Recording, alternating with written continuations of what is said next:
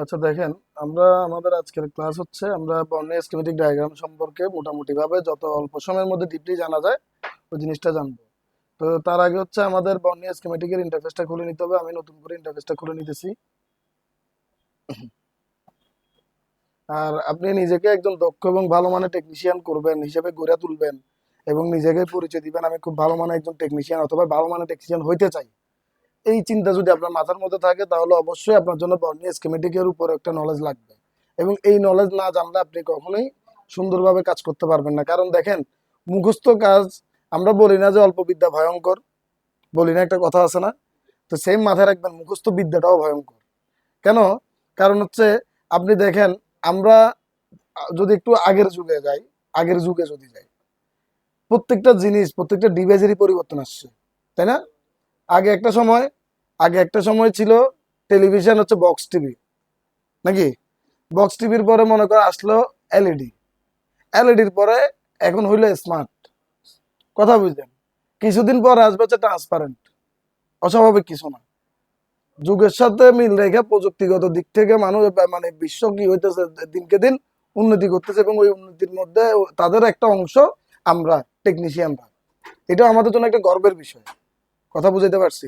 এখন এই গর্বে আমরা গর্বিত তখনই হইতে পারবো যখন আমি প্রত্যেকটা সেকশনের ভালো কাজ জানবো, ভালো বুঝতে পারবো। দেখেন, আপনাদেরকে শুরুতেই মনে করেন আমি বেসিকের যে কম্পোনেন্টের সম্পর্কে, কম্পোনেন্টের ডিনোটিং লেটার, কম্পোনেন্টের প্রকারভেদ, কম্পোনেন্টের একক, এগুলা পড়াইছি না? নাকি পড়াই নাই? আচ্ছা, এগুলা পড়ানোর অন্যতম কারণ হচ্ছে আপনি যদি এই বর্ণীয় স্কিমেটিক ব্যবহার করতে চান, যদি মনে করেন যে এটা আমার প্রয়োজন, প্রয়োজন কি না সেটা এখনই বুঝবেন। যদি প্রয়োজন মনে করেন তাহলে অবশ্যই আপনাকে কম্পোনেন্টের উপরে যে বেসিক যে ধারণা ওটা থাকতেই হবে। কথা বুঝাতে পারছি?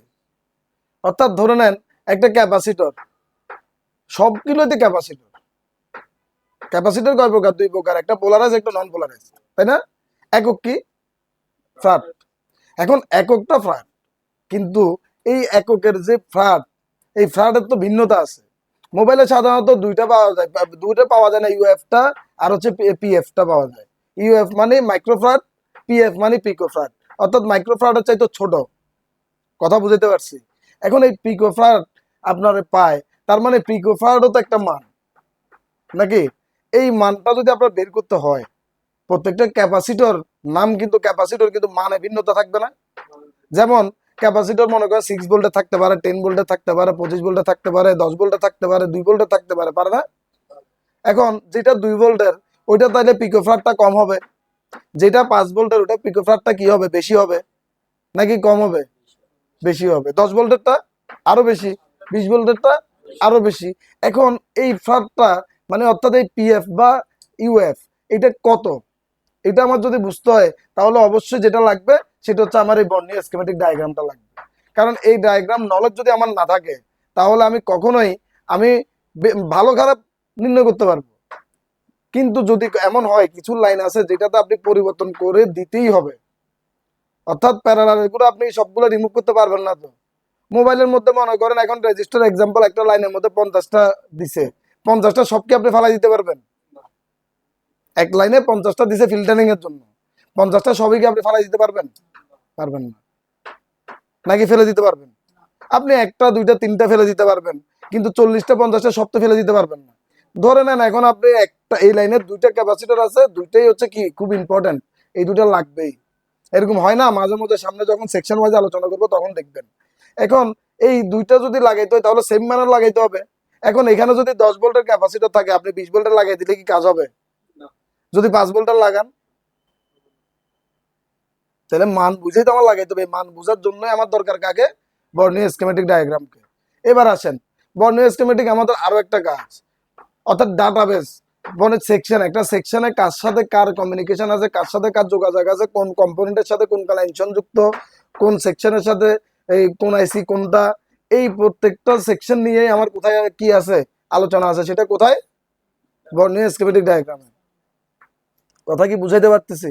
এখন যদি হয় তাহলে দেখেন এই যে আমার সামনে যে ইন্টারফেসটা, আমরা আর কথা বেশি না বাড়াই ক্লাসে যাই। এই যে ইন্টারফেসটা দেখতেছেন এটা বর্ণীয় স্কিমেটিকের একটা ইন্টারফেস, কেমন? এখন যেহেতু আমার ধরেন এখানে অ্যাক্টিভিশন দেওয়াই আছে, যারা নতুন নিবেন তারা হচ্ছে যে প্রথমত হচ্ছে যে আগে রেজিস্ট্রেশন করে নেবেন, এই যে রেজিস্টার নিউ ইউজার, এখানে রেজিস্ট্রেশন করবেন, অ্যাক্টিভেশন কোড আসলে এখানে ইউজার নেম এবং পাসওয়ার্ড দিয়ে জাস্ট রিমেম্বার দিয়ে রাখবেন, কেন বারবার যাতে আপনার আইডি পাসওয়ার্ড দিতে না হয়। যদি রিমেম্বার না দেন তাহলে কিন্তু প্রতিবার লিখতে হবে, আর এখানে বর্ণীয় স্কিমটি কিন্তু কপি করে পেস্ট করা অনেক কষ্ট, এটা কিবোর্ডের মাধ্যমে করতে হবে, মাউস দিয়ে কিন্তু হবে না। তো আমরা লগ ইন করলাম, লগ ইন করার পরে যখন আমাদের ইন্টারফেসটা খুলবে তখন দেখবেন জাস্ট এখানে এটা হচ্ছে পুরোটা ইন্টারফেস, এবং এখানে দেখেন এখানে কি লেখা আছে, যেখানে ধরছি আমি। আচ্ছা, এটা এটা ল্যাপটপ বা পিসি, তাই না? এখানে হচ্ছে পার্টস কম্পিটেবল ডাটাবেস, অর্থাৎ এখানে পার্টস সম্পর্কে এখানে সার্চ করলে আপনি প্রত্যেকটা পার্টস সম্বন্ধে জানতে পারবেন। কথা ক্লিয়ার? আর এটা হচ্ছে নিউ ডাটা ওয়ার্ক। এখন আমার হচ্ছে মোবাইল ফোন দরকার নাকি, তো মোবাইল ফোন আমি একটা ক্লিক করলাম, ক্লিক করার পরে দেখবেন এখানে কিছু অপশন আসতেছে, আমরা সার্ভারটাকে সবসময় এসিয়ে রাখবো। দেখেন এখানে কয়টা অপশন আছে, mobile phone solution, system on chips, অর্থাৎ আমরা যে সিপিইউ আমাদের সিপিইউ আরো একটা নাম আছে যেটাকে বলে এসওসি। কি বলে? SOC, system on chips. কি সিস্টেম অন চিপ? আচ্ছা, এবার আইসি ডাটাশিট এবং ডায়োডা ভ্যালু। আমার এগুলো এখন দরকার না, আমি মোবাইল ফোন সলিউশনে যাব। মোবাইল ফোন সলিউশনে যাওয়ার পরে দেখেন বিশ্বের যত ধরনের মোবাইল এবং মোবাইলের কোম্পানি আছে এবং প্রত্যেকটা কোম্পানির যত ধরনের মোবাইলের মডেল আছে, প্রত্যেকটা মডেলই এখানে কি করা আছে, সাপোর্ট দেওয়া আছে। কিন্তু পার্থক্য হচ্ছে কোন মডেলের স্কিমেটিক আছে, কোন মডেলের লেআউট আছে, কোন মডেলের হচ্ছে পিডিএফ আছে, কোন মডেলের হচ্ছে আবার বিটম্যাপ আছে। কথা বুঝলেন? এখন যেগুলোতে মনে করেন স্কিমেটিক এবং সার্ভিস ম্যানুয়াল নাই, ওগুলো আমাদের রিপেয়ার করতে অনেকটা কষ্ট হয়, বাট যেগুলোতে আছে ওগুলো খুব সহজে আমরা কি করতে পারি, রিপেয়ার করতে পারি। এখন দেখেন আমি শাওমিতে ঢুকছি, শাওমির কিন্তু অসংখ্য যে মডেল, দেখেন এখানে কিন্তু সব ধরনের মডেলই কিন্তু আছে নাকি, দেখেন। অর্থাৎ আপনার প্রয়োজনীয় সকল মডেল এখানে কি আছে। এখন আমি যদি মনে করেন এই যে নোট 9-এ যাই, এই দেখেন এখানে নোট 9-এ আসলাম। আচ্ছা, এখন যখন এই ইন্টারফেসটা চালু হয়েছে এখানে দেখেন কয়টা অপশন আছে, বিটম্যাপ, ডায়োডা, হার্ডওয়্যার সলিউশন এবং স্কিমেটিক এবং সার্ভিস ম্যানুয়াল, থার্মিস্টর, ভোল্টেজ। আচ্ছা, এখন দেখেন বিটম্যাপটা কি, বিটম্যাপটা আগে খুলি, আমি প্রত্যেকটা জিনিস পার্ট বাই পার্ট বুঝাই, তারপর আপনাদের বুঝতে সুবিধা হবে, কেমন? আচ্ছা, এরপরে হার্ডওয়্যার সলিউশন, এটার দুটা জিনিস খুলবো, একটা হচ্ছে কম্পোনেন্ট নেম আর একটা হচ্ছে এমনি একটা ইয়ে খুলবো, চার্জার ডাটাটা খুলি। আচ্ছা, তারপরে তারপরে খুলবো হচ্ছে স্কিমেটিক্স, লেআউট, তারপরে তারপরে খুলবো স্কিমেটিক্স, তারপরে খুলবো থার্মিস্টর,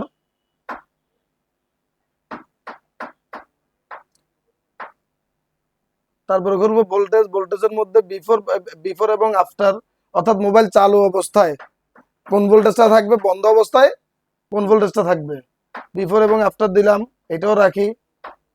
একটা দিলে বুঝবেন বাকিটা, আরেকটা ইম্পর্টেন্ট ওইটা একটু রাখবো, এটা হচ্ছে ইনপুট এবং আউটপুট। আচ্ছা, এখানে সবগুলো ইন্টারফেস কিন্তু আমার ওপেন হয়ে গেছে। এখন প্রথম থেকে আমরা একটু আলোচনা করি নাকি। আচ্ছা, দেখেন সর্বপ্রথম হচ্ছে আমি বিটম্যাপ দিয়ে আলোচনা করবো। এই বিটম্যাপটা হচ্ছে আমার এমন একটা ম্যাপ যেটার মাধ্যমে আমি বুঝতে পারবো আমার এই এই লাইনটা শুরু থেকে প্রথম কোন কম্পোনেন্টে গেছে, তারপর থেকে কোন কম্পোনেন্টে গেছে, এবং এই লাইনটা পুরো মাদারবোর্ডের কোথায় কোথায় আছে। কথা বুঝাইতে পারছি? তাহলে দেখেন যেহেতু আমাদের বিটম্যাপটা আগে, তাহলে আমরা কোথায় যাব বলেন? বিটম্যাপে যাব। বিটম্যাপে আসলাম।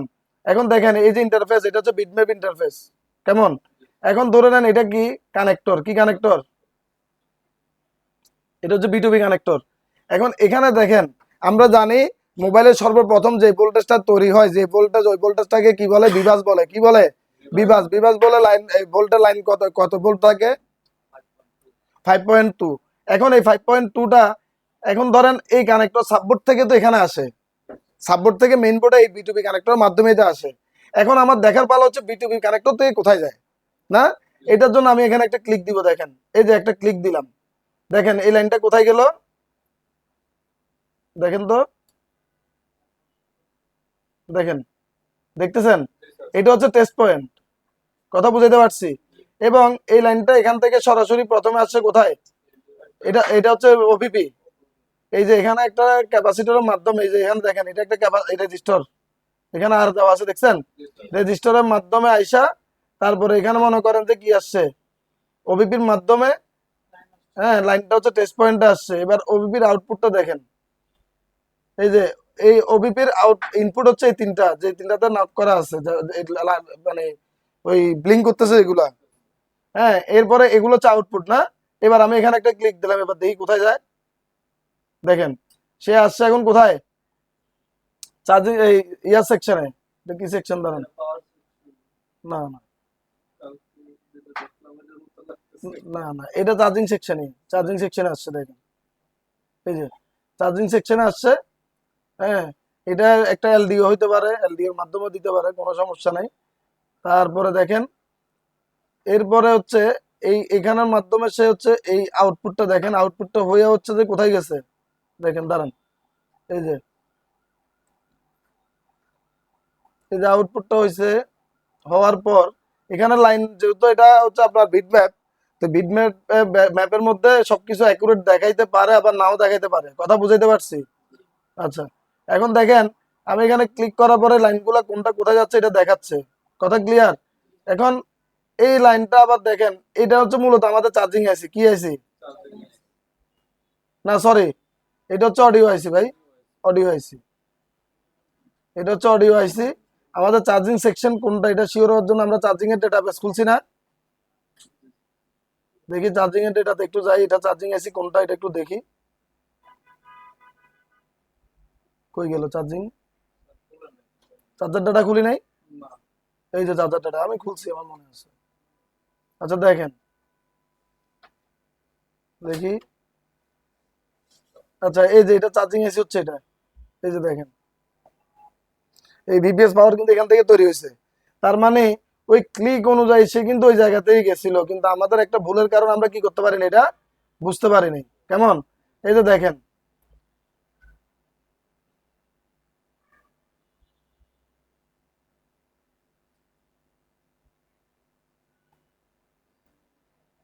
উম,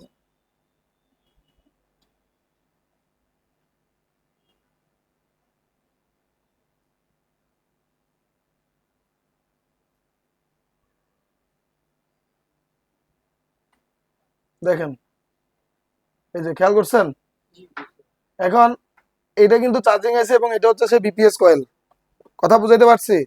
তাইলে এটা এখন কোথায় আসছে, এই লাইনটা আমাকে বিটম্যাপ দেখাই দিল, তার মানে এইটা হচ্ছে বিটম্যাপের কাজ। এখন বিটম্যাপের কাজ কি কেউ বুঝছেন কি বুঝেন না, বুঝেন নাই, বুঝেন নাই মনে হয়, বুঝছেন? আচ্ছা,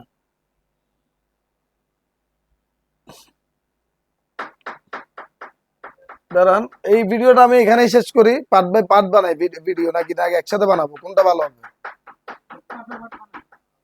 রায়ন ভাই?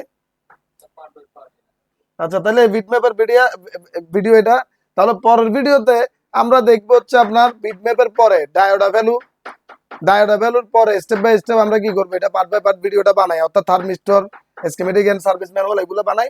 তাহলে পরের ভিডিওর জন্য আপনারা অপেক্ষা করি। তাহলে এই ভিডিওটা এখানে শেষ করলাম, হ্যাঁ।